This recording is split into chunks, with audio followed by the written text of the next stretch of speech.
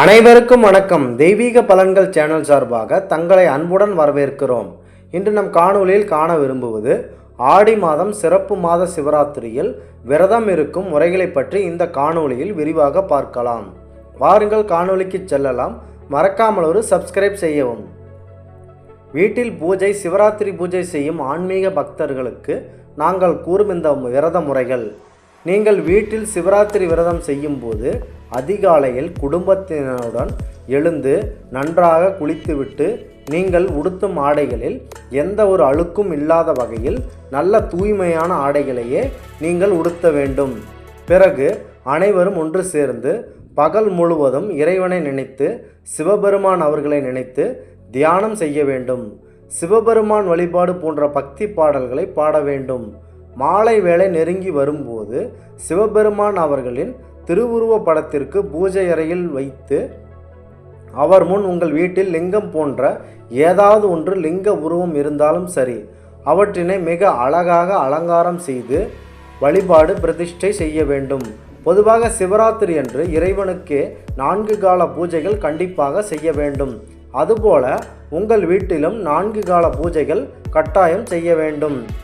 நாம் இரவு முழுவதும் கண் விழித்திருப்பதினால் அண்டத்தில் உள்ள அனைத்து நேர்மறை சக்திகளும் நம் உடலில் பாய்ந்து எந்த ஒரு பிரச்சனையும் இல்லாமல் இருந்தாலும் சரியாக கூடிய ஒரு நல்ல நிலைக்கு நமக்கு சிவபெருமான் அவர்கள் அந்த சிவராத்திரி அன்று நம் உடம்பிற்கு வழங்குவார்கள் என்பது மக்களின் பெருநம்பிக்கையாக பார்க்கப்படுகிறது. அப்படி வீட்டில் நீங்கள் பூஜை செய்யும் போது சிவராத்திரி அன்று இரவு முழுவதும் விழித்திருக்க முடியும் என்று அவர்கள் கட்டாயம் கண் விழித்திருங்கள். ஒருவேளை உங்களால் வயது அதிகமான நபர்கள் உங்கள் வீட்டில் இருந்தால் அவர்கள் இரவு முழுவதும் கண் விழித்திருக்க சொல்ல வேண்டாம். அவர்கள் குறைந்தபட்சம் இந்த லிங்க இருப்ப காலத்தில் ஆவது கண்டிப்பாக கண் விழித்து பூஜை செய்ய வேண்டும். அப்படி செய்ய சொல்லுங்கள் அவர்களை. மேலும் இரவு பூஜைகளும் மெதுவாக நடைபெற தொடங்கிய பின்னர் விடியற்காலையில் வரும், அதாவது அதிகாலை 3 மணிக்கு வரும் பூஜையின் போது வில்வ இலை மற்றும் மலர்களால் செய்யப்பட்ட பெரிய தீபாராதனை ஒன்று நீங்கள் இறைவன் சிவபெருமான் கூடிய திருவுருவ படத்தில் காட்ட வேண்டும். மேலும் இதன் தொடர்ச்சியாக அனைத்து குடும்பத்தில் உள்ள அனைத்து உறுப்பினர்களும் இந்த விடியற் காலையில் எழுந்து குடும்பத்தினருடன் ஒற்றுமையாக அனைவரும் அமர்ந்து சிவாய நமக, சிவாய நமக, நமச்சிவாய நமக என சிவபெருமானுக்குரிய மந்திரங்களை அனைவரும் மனதார உச்சரிக்க வேண்டும். மேலும் சிவபெருமானுக்குரிய பக்தி பாடல்கள் மற்றும் பஜனை பாடல்கள் அனைவரும் ஒன்று சேர்ந்து கைத்தட்டி பாட வேண்டும். அதாவது முதல் ஜாமத்தில் வருகின்ற பூஜையின் போது இறைவன் சிவபெருமானுக்கு நன்றாக செய்யப்பட்ட சொத்த அன்னம் படைத்து நிறைய காய்கறி ஆகியவற்றையும் வில்வ மரத்தில் உள்ள உதித்த வில்வ பழத்தையும் சிவபெருமான் அவர்களுக்கு நிவேதானம் செய்ய வேண்டும். இது முதல் ஜாமத்தில் நீங்கள் செய்ய வேண்டிய பூஜை முறைகளாகும். அடுத்ததாக 2ஆம் ஜாமத்தில் நீங்கள் நெருங்கும் போது இறைவன் சிவபெருமானுக்கு லட்டு வகைகள் நிறைய பலாப்பழம் போன்றவற்றை நிவேதானம் செய்ய சிவபெருமானுக்கு நீங்கள் செய்ய வேண்டும். அதுவே 3ஆம் ஜாமம் நெருங்கும் போது அனைத்தும் நெய் கலந்த பலகாரங்கள் நிறையவற்றை நீங்கள் நிவேதானம் செய்ய வேண்டும். மேலும் பாயாசம், மாதுளை போன்ற பழங்களை இறைவனுக்கு நிவேதனம் செய்து நீங்கள் வழிபட வேண்டும்.